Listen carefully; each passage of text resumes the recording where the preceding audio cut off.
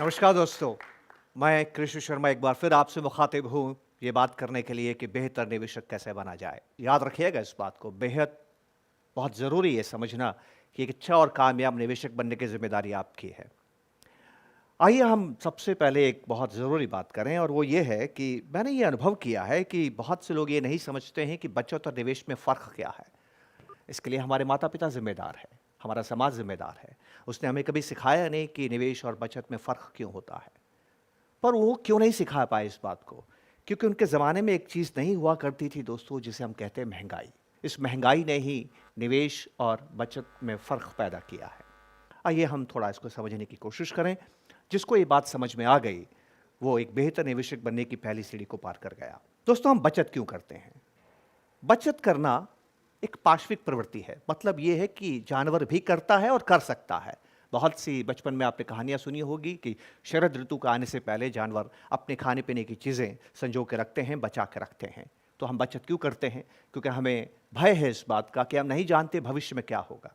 और दूसरा कारण बचत करने का ये है कि हमें मानसिक शांति देता है कि अब मैंने बचत कर ली है, अगर संकट भी आया तो मैं उसको पार कर सकता हूँ। निवेश किसे कहते हैं? निवेश एक आधुनिक ज़माने की बात है, जो कुछ समय पहले नहीं थी दुनिया के अंदर। निवेश का मतलब होता है फ़ाइनेंशियल फ्रीडम, स्वतंत्रता, आज़ादी इस बात की कि आपको जीवन के अंदर कभी परेशानी नहीं आएगी। और निवेश आपकी बचत को इस्तेमाल करके कुछ इस तरह से काम करता है कि आपको पैसों के लिए काम नहीं करना होता है। गौर कीजिए आस-पास देखिए, हम लोग पैसों के लिए काम करते हैं। हम कमाना चाहते हैं, तभी तो हम जीते हैं। क्या उम्र भर हम कमाएँगे? कोई तो ऐसा वक्त आए जो हमने पैसा कमाया है वो हमारे लिए काम करें। निवेश इसी को कहते हैं। Money works for you, you don't work for the money. तो ये फर्क एक आम व्यक्ति को समझ में क्यों नहीं आता है? आइए इसको समझने की हम थोड़ी सी कोशिश करें।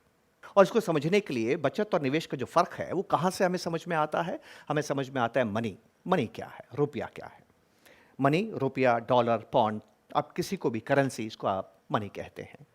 कोई भी एक ऐसी वस्तु जिसमें 3 गुण हो, मीडियम ऑफ एक्सचेंज, वो आपका सौदा करा सके, यूनिट ऑफ वैल्यू, वो आपके वैल्यू की इकाई को परिभाषित कर सके और वो आपको एक युग से दूसरे युग में, एक समय से दूसरे समय में वैल्यू को, मूल्य को स्थानांतरित कर सके, स्टोर कर सके। जिसमें भी ये 3 गुण है वो मनी है। इस मनी ने ही निवेश को ज़रूरी बनाया है। कैसे? जब पहली-पहली मनी दुनिया में इस्तेमाल होना शुरू हुई, मुद्रा जिसको आप कहते हैं, वो जब दुनिया में इस्तेमाल होना शुरू हुई, तो आपने सुना होगा कि वो सोने की बनती थी, वो चांदी की बनती थी। ऐसा क्यों? क्योंकि ये अमूल्य धातु होती थी और धातु का जितना मूल्य होता था, उसी मूल्य का आपको वस्तुएँ, सेवाएँ मिलती थी। तो दुनिया में दोस्तों महँगाई नहीं थी, क्योंकि सोने और चांदी की आपूर्ति बहुत कम हुआ करती थी। जैसे-जैसे आर्थिक विकास होता था, लोगों की आमदनी बढ़ती थी। आमदनी जब मुद्रा में अदा की जाती थी, तो आपको उतनी ही आमदनी अदा की जा सकती है, जितनी कि उस धातु की पूर्ति है। अगर धातु कम है, तो आमदनी कम है, धातु ज़्यादा है, तो आमदनी ज़्यादा है। आपने सुना होगा कि जब स्पेन और पुर्तगाल ने दुनिया पे राज किया, उसके बाद अंग्रेज़ों ने और फ्रांस ने दुनिया पे राज किया, तो दुनिया भर से उन्होंने सोना और चांदी को एकत्र करके यूरोप में वो लेके गए। और उसके बाद में पहली बार दुनिया के अंदर हमने महँगाई को समझा कि जब बहुत ज़्यादा धातु, बहुत ज़्यादा सोना और बहुत ज़्यादा चांदी यूरोप में आ गई, तो वो महँगाई बढ़ी। तो महँगाई क्यों बढ़ती है? इकोनॉमिस्ट ये कहता है कि महँगाई तब बढ़ती है, जब मुद्रा की आपूर्ति बढ़ती है। Higher the supply of money, higher the inflation. अब देखिए आगे समझते हैं। धीरे-धीरे इंसान और आगे बढ़ा, आपसी व्यापार बढ़ने लगा, देश आपस में व्यापार करने लगे, एक-दूसरे से मेल-जोल बढ़ने लगा, लेकिन ऐसे ही एक वातावरण में पहला विश्व युद्ध हुआ, उसके बाद बहुत जल्दी दूसरा विश्व युद्ध हुआ। द्वितीय विश्व युद्ध के बाद में बहुत ज़रूरत महसूस की गई कि सोने और चांदी के आधार पर व्यापार करना बहुत मुश्किल है। ब्रेटन वुड्स समझौते के अंदर दुनिया के तमाम देशों ने मिलके एक करार किया और वो ये था कि अमेरिका के डॉलर को इस्तेमाल किया जाए और उस डॉलर के लिए अमेरिका ने आश्वासन दिया दुनिया के हर एक राष्ट्र को कि अगर आप हमें $35 देंगे तो $35 के सामने हम आपको 1 औंस सोना देंगे। इसका मतलब ये हुआ कि अगर आपके जेब में डॉलर है तो इसका मतलब ये है कि आपके जेब में सोना है। इसको बोलते हैं गोल्ड स्टैंडर्ड या इसको बोलते हैं रिप्रेजेंटेटिव मनी। जब तक दुनिया में रिप्रेजेंटेटिव मनी रही, महंगाई शने-शने बढ़ी। महंगाई तभी होती थी जब युद्ध होते थे, महंगाई तभी होती थी जब अकाल पड़ते थे। लेकिन एक घटना घटी दुनिया में दोस्तों। इस व्यवस्था का कुछ देशों ने लाभ उठाया। मैं विस्तार में उस पर नहीं जाऊंगा, पर उस लाभ से परेशान हुए अमेरिका ने, रिचर्ड निक्सन जो उनके राष्ट्रपति थे, 15 अगस्त 1971 के अंदर ये व्यवस्था खत्म कर दी। उन्होंने कहा कि सोने को अब डॉलर में परिवर्तित नहीं किया जाएगा। पर डॉलर तो चलता रहा। डॉलर क्यों चलता रहा? क्योंकि अमेरिकी सरकार का वो लीगल टेंडर था कि जहां पर भी आप डॉलर देंगे आप कारोबार कर सकते हैं। इसको हमने बोलना शुरू किया फिएट करेंसी।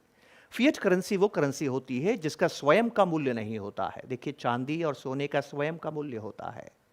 मेरे घर में जब बंटवारा हुआ था तो मैंने क्या अनुभव किया कि आज से 70 साल पहले, आज से 100 साल पहले के चांदी के सिक्कों का बंटवारा हुआ।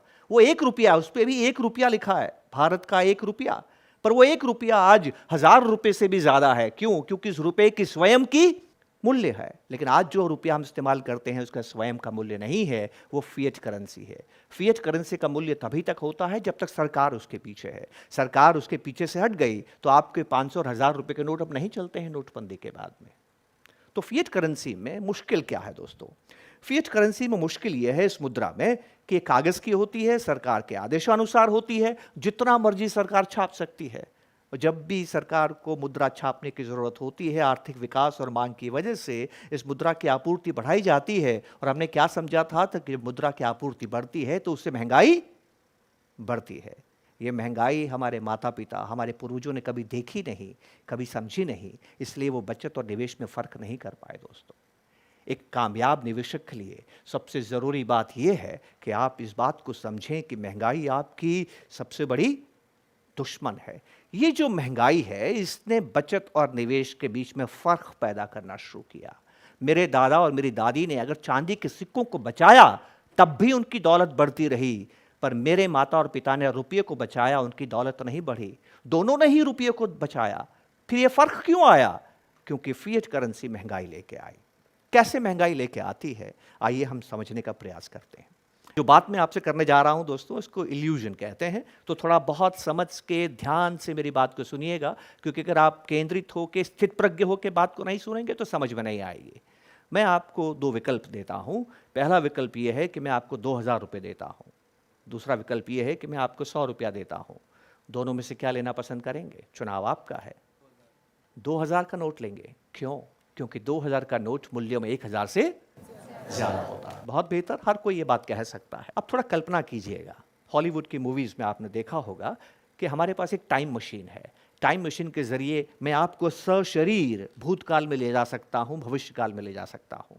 उस टाइम मशीन का मैं इस्तेमाल करता हूं और मैं आपसे कहता हूं कि ये 100 रुपये का नोट मैं आपको सन 2000 में दूंगा, लेकिन 2000 का नोट आपको सन 2018 में मिलेगा। दोस्तों बताइए क्या लेना पसंद करेंगे? आपने देखा आपके विचार बदल गए। क्यों? क्योंकि आज से 18 साल पहले के 100 रुपये की मूल्य, आज से 18 साल पहले 100 रुपये की क्रय शक्ति आज के 2000 रुपये से ज्यादा थी।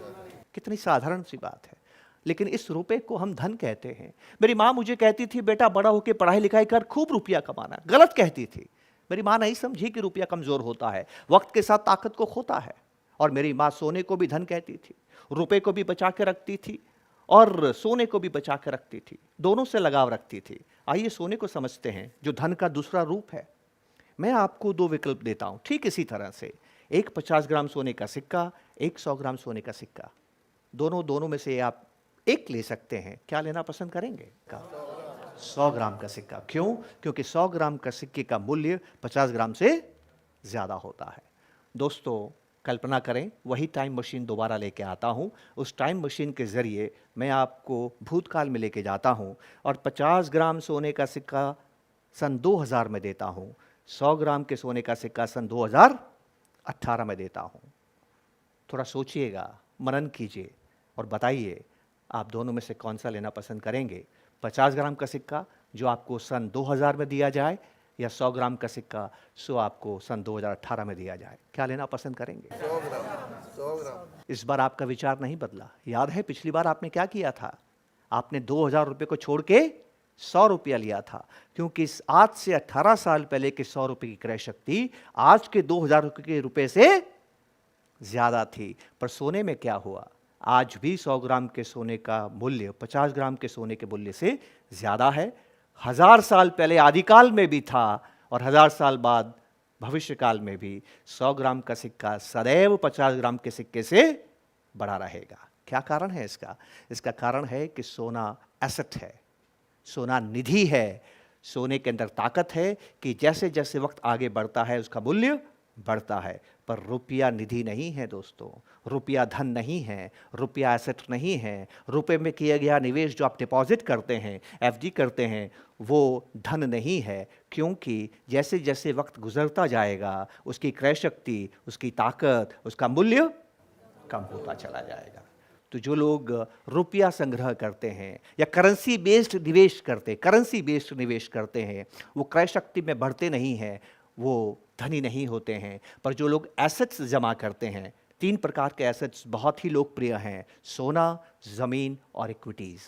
आपने देखा होगा कि दुनिया के सबसे धनी लोगों के धन की जब हम बात करते हैं तो यही तो बात करते हैं कि उसके पास इक्विटीज़ में निवेश कितना है, उसके पास सोना कितना है, उसके पास ज़मीन कितनी है। और तो और आधुनिक काल के अंदर हम सिर्फ ये देखते हैं कि उसके पास इक्विटीज़ कितनी है। अगर आप फोर्ब्स मैगज़ीन के 500 सबसे धनी लोगों को देखेंगे तो उन धनी लोगों के पास क्या है? केवल इक्विटीज़ हैं, ownership of business.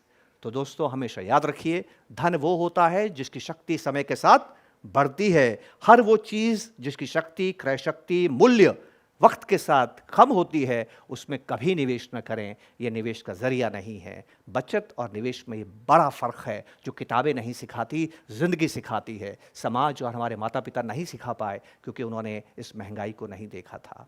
Fiat currency, supply of money को हमेशा याद रखिएगा। ये निवेश की सबसे ज़रूरत ज्ञान है जिसके ऊपर हमको विचार करना होगा। मुझे उम्मीद है कि आप बेहतर निवेशक बनने के लिए कोशिश करेंगे कि एसेट्स में निवेश करें, अधिक से अधिक बचत करते हुए उसको निवेश में परिवर्तित करेंगे। दोस्तों यही आज की चर्चा का विषय था। आपने मुझे समय दिया, इसके लिए बहुत बहुत धन्यवाद। शुक्रिया। जय हिंद।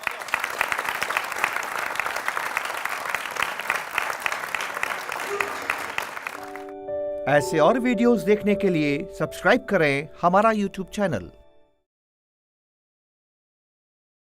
म्यूचुअल फंड निवेश बाजार के जोखिमों के अधीन हैं। योजना से जुड़े सभी दस्तावेजों को ध्यान से पढ़ें।